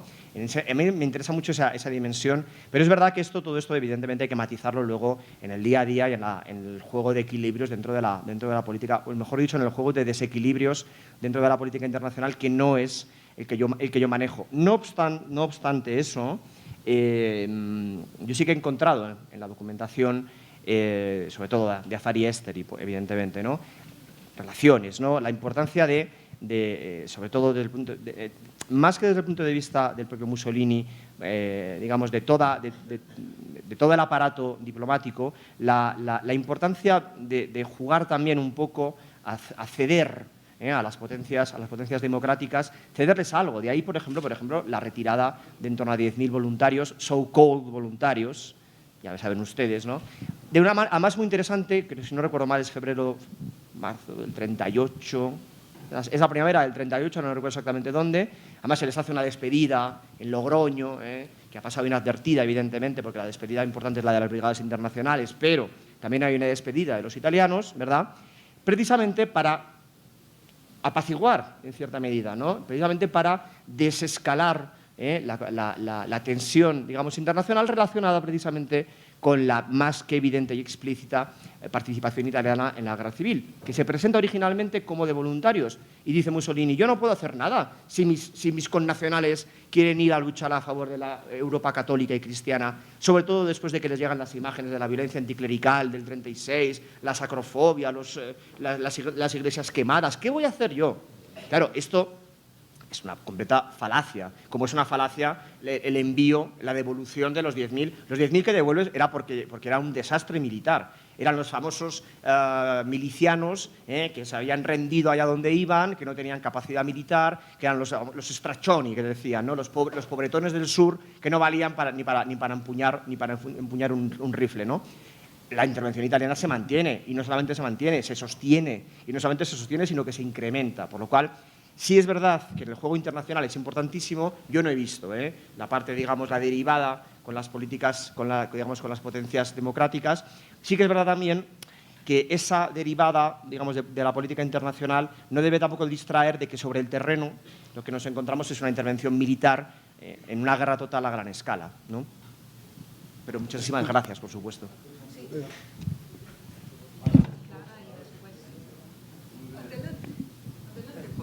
¿Qué tal? Gracias. Dos cuestiones. Bueno, una... sí, Italia. Es decir, la estrategia geopolítica de la Italia fascista tenía un componente muy grande de simulación. Italia tenía que simular ser una potencia militar. Digamos, se podía compensar con el belicismo, pero Italia no era una potencia militar, como se había demostrado en Etiopía. Y el costo para Italia de la intervención en España fue enorme. De hecho, para que tengamos proporciones, en Italia en los años 30 el gasto militar nunca logra superar el 5% del PIB. En Alemania pasa del 2% en 1933, obviamente por el Tratado de Versalles, a 19% en 1938, en 5 años. Se multiplica 9 veces. Es decir, esa es una estrategia de militarización. La de Italia es una estrategia que en buena medida se basaba en un bluff. Digamos, también las tropas voluntarias, sí, una parte eran profesionales, una parte no pequeña eran voluntarios en el sentido de mercenarios, que frente a la alta tasa de desempleo de los años 30 y una buena paga, se fueron allá casi sin preparación militar. Y entonces, en vista de estos elementos, digamos, bueno, y esas tanquetas italianas, esas tanquetas ligeras que le daban no servían de nada. Contra los tanques soviéticos no tenían suficiente acero. En vista de esto, me gustaría conocer su opinión acerca de que en realidad para Italia la guerra célere, o sea, la guerra rápida, el Blitzkrieg, no era una influencia, o sea, más que una influencia del futurismo, era una necesidad económica. Que Italia no tenía los recursos para hacer una guerra prolongada en España, una intervención militar prolongada en España, sin desangrar sus reservas.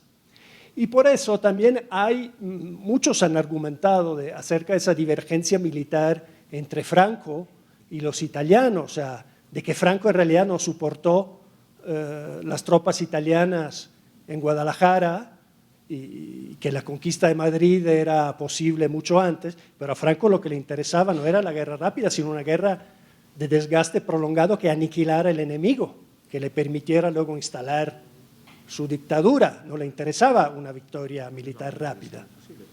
Entonces me gustaría conocer su opinión. Les recuerdo que también está el compañero Alberto Pena, que también estará encantado de responder a sus preguntas. Muchísimas gracias por los comentarios y por la pregunta, que me permite, además, me abre tranquilamente 1 hora y media más de intervención para responderla. No, tranquila, Clara, no te asustes.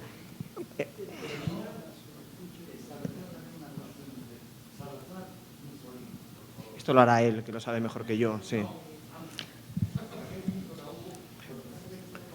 Sí, voy a intentar responder rápido. Intentaré ser breve, como decían de Juan Carlos en el 75, al final breve no fue. La cuestión de la económica, de la simulación, etcétera, etcétera, es capital. Muchísimas gracias por la pregunta. Yo sí que creo, sinceramente, que en buena medida hay mucho bluff militar detrás de todo esto, lo cual no debe dar pie, desde mi punto de vista, a la banalización que ha existido, sobre todo por parte de la historiografía italiana, respecto a la participación del Corpo di Truppe Volontarie en España, ¿no? Entre otras cosas, porque además eso reafirma ese famoso mito del bravo italiano, ¿no? Porque reafirma aquel mito del noi non sappiamo odiare, ¿no? Nosotros no sabemos odiar, no valemos para la violencia, no valemos para la...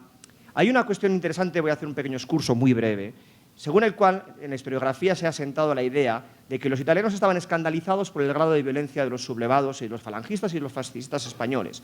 Eso es un bluff, eso es una enorme mentira. Porque los italianos estaban escandalizados y se quejan, evidentemente, pero hay que leer el documento entero y leer la carpeta que viene después. Como bien dice Ángel, hay que irse al documento. En los documentos que hablan del supuesto escándalo de los italianos por la forma en la que los españoles ocupan Málaga y destrozan a la población civil, llenan de fosas comunes, asesinan a civiles, el escándalo italiano no es por la cantidad, sino porque eso reforzará la resistencia a la ocupación. Es decir, considera que se está no que no haya que matar, sino que se está matando demasiado porque eso reforzará la resistencia. Esta banalización de la intervención italiana muchas veces se ha valido del síndrome de Guadalajara, los Fiat Ansaldo que eran desastrosos, los aviones que no consiguen despegar porque en el aeródromo de Soria llueve y está el campo embarrado, etcétera, etcétera. Esta banalización yo creo que responde a una estrategia política, que es de desfascistización de la intervención italiana y de banalización de la intervención italiana. Aquí, que además también vemos, digamos, en la narrativa ulterior, ¿no? Los italianos que vienen aquí eran los pobres, straccioni, pobres que venían. Ya, pero es que las memorias luego no dicen eso. Es que luego las fuentes primarias no dicen eso. Corto, sí. Lo que dicen precisamente es que eran fascistas defendiendo el orden fascista en Europa y como tal participan aquí. En cualquier caso, podemos hablar después en el café, sí. Y Alejandro, ¿responde tú lo de Salazar? Bueno, yo encantado de responder, evidentemente. Siento que a ti te bombardeen más, en el buen sentido. Mejor dicho. Pero al mismo tiempo también lo agradezco, ¿no? Los bombardeos para él. Bueno, es que Portugal fue más pacífico durante la guerra y no cometió ningún genocidio en España, aunque su contribución, como ya traté de No se te oye, ¿Perdón? No se oye, acércate el micrófono. Perdón. Estaba diciendo que la intervención portuguesa, no por ser menos violenta, porque fue una intervención fundamentalmente diplomática, política, de carácter propagandístico, aunque hubo, como ya dije en mi intervención, 8.000 registrados, hubo más, hubo muchos más, pero registrados, constatables, hubo más de 8.000 y pico voluntarios portugueses combatiendo en diferentes batallones de las tropas franquistas. Pero bueno, su contribución armamentística o militar no es comparable con la italiana o con la alemana, obviamente. Pero en cambio, la eficacia que desempeñó Salazar desde el punto de vista diplomático en la Sociedad de Naciones, en el Comité de Londres, y ejerciendo una estrategia coordinada con el gobierno de Burgos a nivel internacional para conseguir apoyos y conseguir financiación, a mí me parece relevante. Y además hay pruebas de que parte del armamento italiano desembarcó en Lisboa, entró por la retaguardia franquista que era Portugal. Durante toda la guerra el ejército franquista contó con el territorio portugués para servirse de él, no ya para la entrada de soldados y armamentos, sino también, evidentemente, para tener ahí un colchón de ataque, de contraataque y de plataforma política internacional para tratar de fomentar la idea de que el golpe de Estado era un golpe legítimo, ¿no? Como de hecho intentó repetidamente la propaganda portuguesa de vender al mundo. El golpe de Estado en España es una reacción legítima a una situación insostenible dentro de una política que promueve además también la invasión de Portugal en el futuro, como es la política de la Internacional Comunista, porque eso es lo que vende la propaganda portuguesa y la diplomacia portuguesa. Portugal está en riesgo también.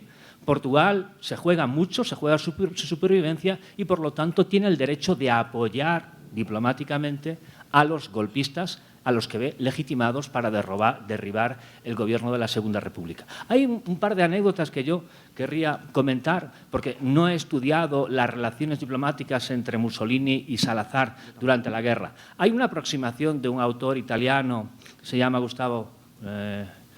Goffredo Adinolfi, un libro titulado Ai confini del fascismi, donde analiza muy superficialmente, pero bueno, es un primer análisis sobre las relaciones entre Portugal, el Portugal de Salazar y el régimen corporativo italiano y las influencias entre ambos. Pero no se detiene en la guerra civil a analizar concretamente cuál ha sido el nivel de compenetración entre ambos regímenes para establecer una estrategia común que favoreciera a Franco. De todas formas, a partir del estudio de los archivos españoles y portugueses que yo he trabajado, no he encontrado gran cosa, digamos, determinante dentro de esa estrategia que Salazar pudo haber establecido con Mussolini. Yo creo que Salazar, en cualquier caso, actuó por su cuenta porque sus intereses en relación con Italia o con Alemania eran diferentes, teniendo en cuenta además que la posición geopolítica de Portugal era muy distinta. no ya porque Portugal fuera un imperio atlántico, no hay que olvidarlo, y el régimen se encargaba de recordarlo cada 2 por 3. Portugal no es un país pequeño, Portugal no es un país pequeño, somos un imperio, como ya puse en una imagen en el PowerPoint, somos un imperio que es tan grande como Europa, y nuestra ambición es seguir manteniendo ese imperio. Y es un imperio en el que Portugal encuentra su razón de ser. Y es un imperio que está sostenido, en cierto modo, por la alianza que Portugal mantiene con Inglaterra, la centenaria alianza luso-británica, la alianza que es del siglo XIV y que es una alianza sostenida básicamente de ambos lados, de forma equilibrada. No es un interés portugués para protegerse frente a una potencial invasión española. Es también un interés de los británicos de tener en Portugal ahí un territorio en el caso de un futuro posible, como de hecho ya hubo a lo largo de la historia, enfrentamiento con España. Y por tanto, esa posición de Portugal en relación con Gran Bretaña le hizo a Salazar adoptar una política mucho más prudente en relación con el papel de Alemania y de Italia, que eran mucho más agresivos y que tenían ambiciones territoriales sobre España. Y corto ya porque me están haciendo una señal para hacerlo. Gracias. Les quiero recordar, en primer lugar, que a las 2 tenemos que salir de este salón, de modo que hay poco tiempo, sean breves en las preguntas. Y aprovecho tener el micrófono para hacer felicitar a los ponentes, pero también hacerle una pregunta a Alberto, precisamente por algo que tiene que ver con el exilio español a México. En primer lugar, Portugal fue un país neutral durante la Guerra Mundial y llegaron barcos portugueses con exiliados españoles a México. Eso entre 40 y 43, hasta que empieza la guerra submarina y ya el cruce atlántico es imposible. Portugal permite la salida a través de Portugal de muchos exiliados republicanos. Es decir, Salazar, con todo, está también jugando el juego de la democracia inglesa y jugando un poco permitir que Portugal sea un puente hacia el éxodo republicano. ¿Puedes comentar un poco algo de esto?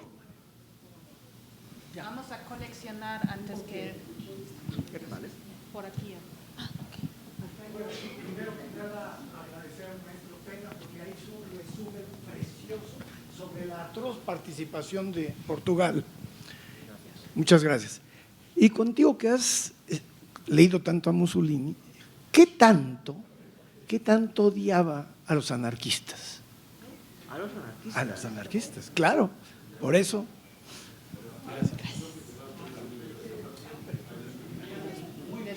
Se veía muy bien. Bueno, de hecho, al comentario que te pidió la doctora Clara Lida, se puede añadir que después de la guerra, o sea, en cierto momento, hay un cónsul mexicano, Bosques, y Portugal le ayuda mucho a sacar emigrados españoles. Y eso sí está documentado también en archivos en la Secretaría de Relaciones Exteriores. Cecilia, la última y después cerramos. Además de felicitarle por la espléndida ponencia, Alberto, quería preguntarle, ya sé que lo sacamos de su área, pero retomando esto que usted explicaba muy bien, la posición particular de Portugal y el imperio portugués. Aunque Brasil ya no era parte del imperio, me parece que quería preguntarle qué tanto esa propaganda, esa plataforma periodística y radial se conecta con las redes de la ultraderecha brasileña, precisamente en el momento del Estado Novo, año 37 es clave. No sé si usted ha podido ver algo y, bueno, ya sé que lo saco a América Latina, pero me suscitó esa curiosidad. Me parece que es importante también. Gracias. Bueno, gracias por todas las preguntas. Voy a tratar de responder de forma más o menos concisa. Perdón, otra vez, es que todo cerca del micrófono me da la impresión de que me ahogo un poco en la tecnología. Bueno, primera pregunta, a la que me ha colocado la profesora Lida en relación con el exilio republicano español hacia México. Efectivamente, y hay investigaciones ya serias sobre este tema de Aurelio Velázquez, de la UNED. Bueno, ahora está en la Universidad de Valencia. de la propia Alicia Altet Vigil, La voz de los vencidos, es un libro que no toca específicamente ese tema, pero en general, ¿no?, del exilio en América, interesante. También algo Jorge de Hoyos, del mismo grupo de investigación, aunque menos. Pero en relación con lo que ya se ha publicado y lo que yo he leído, porque yo tampoco he investigado esa cuestión en particular, yo trabajo más al exilio portugués ahora en este momento, de hecho, en Estados Unidos. Por eso puedo hacer alguna aportación particular, pero sobre el exilio republicano a través de Portugal hacia México, no. En cualquier caso, lo que sí puedo decir, y es lo que está ya publicado, es que el embajador de México en Portugal ejerció un papel importante para tratar de facilitar la salida. ¿El gobierno portugués cuál fue su papel?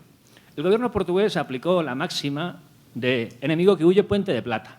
Lo que no quería eran republicanos en Portugal que pudieran justamente responder a lo que estaba diciendo la propaganda del Estado Novo, que fomentaran o contagiaran la revolución, el espíritu revolucionario comunista de la España republicana. Y, por lo tanto, hay que facilitar las cosas al máximo. También en la Segunda Guerra Mundial hubo una corriente de huida por Portugal para los propios judíos. Portugal lo que quiso es sacar del país a toda esa gente que podía desestabilizar el régimen. Y el embajador de México en Lisboa ejerció un papel magnífico, según cuenta lo que ha escrito el propio Aurelio Velázquez, donde relata la intervención de una organización americana, Relief, ahora ya no recuerdo. Sí, una o dos relacionadas con los cuáqueros que se pusieron en no sé si fue el embajador de México en Lisboa o los cuáqueros los que se pusieron en contacto con el embajador de México allí y organizaron una red para apoyarlos y poder trasladarlos, poder financiar su viaje a México y su integración aquí. También a otros países, pero sobre todo a México. Y el gobierno lo que hizo fue ponerse una venda el gobierno portugués, ponerse una venda en los ojos y dejar que huyeran, ¿no? No quería ningún tipo de problemas. En relación con... respondo, ¿no? En relación con la pregunta de... ya no me acuerdo. De Brasil, sí, ciertamente, pero había otra pregunta, ¿no? En relación con Brasil. Hay trabajos ya serios también publicados, uno de ellos que antes intercambiaba con la compañera Alejandra Noemí Ferreira, de Eloísa Paulo, que publicó una investigación sobre la relación del salazarismo con sus redes, digamos, salazaristas en la colonia inmigrante portuguesa en Brasil y sus contactos con el propio régimen de Getúlio Vargas. Hubo, evidentemente, un intercambio de carácter político y propagandístico, entre otras cosas porque el propio régimen de Getúlio Vargas, que se funda con la denominación Estado Novo, está inspirado en el régimen portugués. Y allí en Brasil hubo una movilización, un ambiente de agitación favorecido por el propio régimen varguista para tratar de favorecer los intereses franquistas y crear redes de apoyo al franquismo. También hubo intentos por parte de los republicanos de la colonia española en Brasil de responder a esa movilización a favor del franquismo, pero fue una minoría que fue, por otra parte, en algunos casos perseguida o ahogada o oprimida por el propio régimen del Estado Nuevo varguista.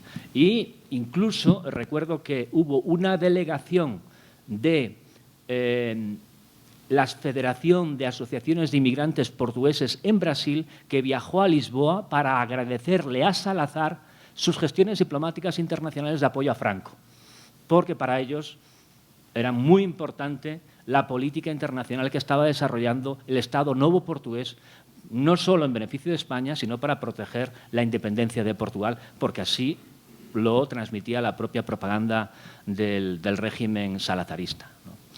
Pero luego había otra opinión aquí, otra cosa aquí, que otras redes de... alguien me preguntó por el imperio, ¿no? No sé si ha respondido ya. Sí, pero en todo caso somos Sí. muy cerca de la hora de la comida. Y ahí me toca responder una pregunta. Sí, sí. Una vez interesante. Gracias. Una última noticia. Sí.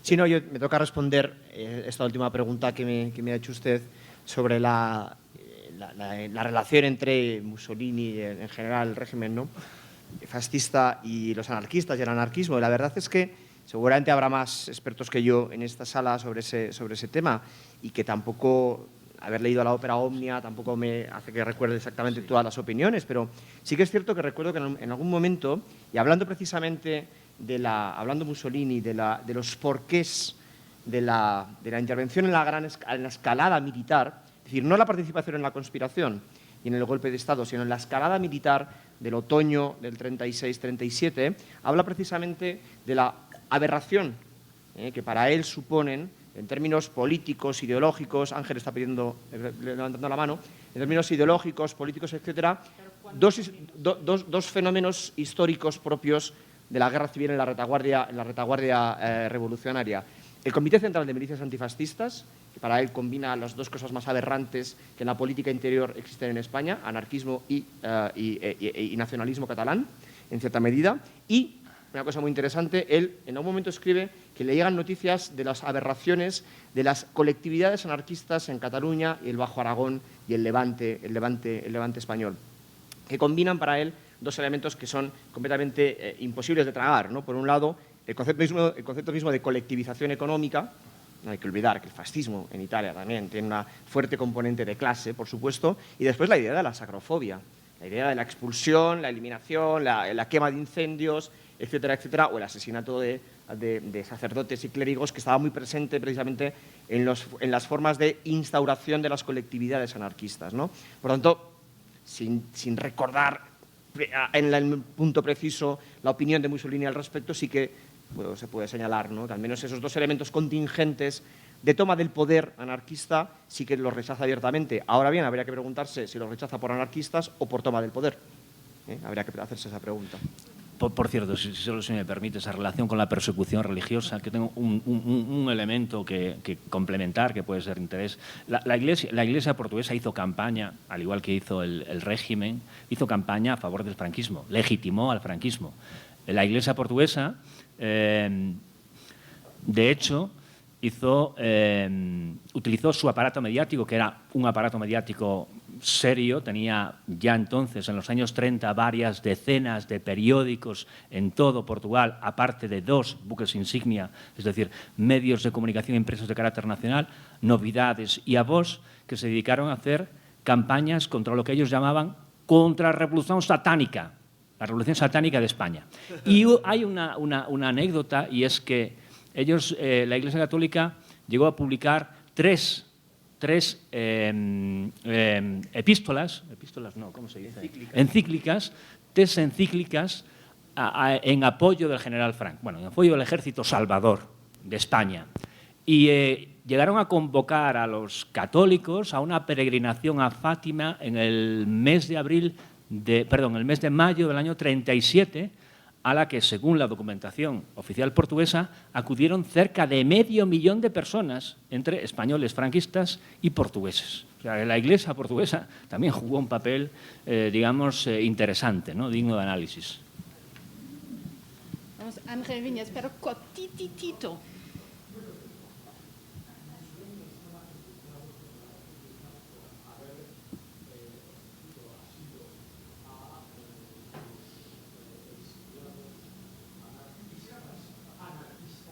Italianos.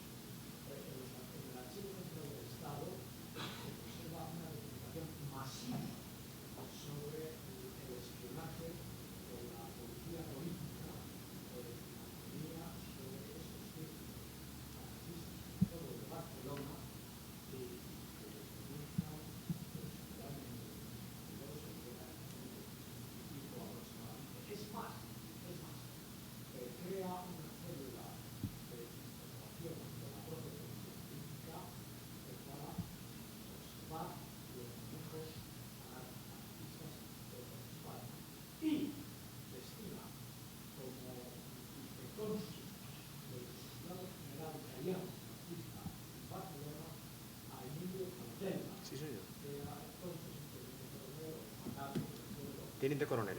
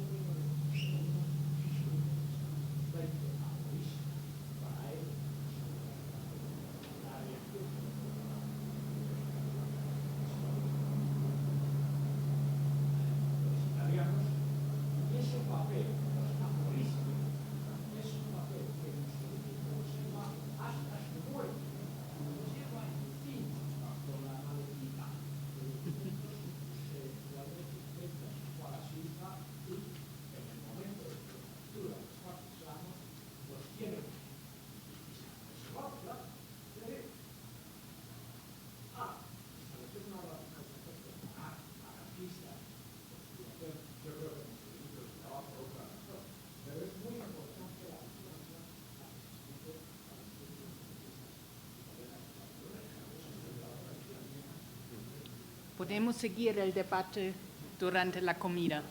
Muchas gracias a las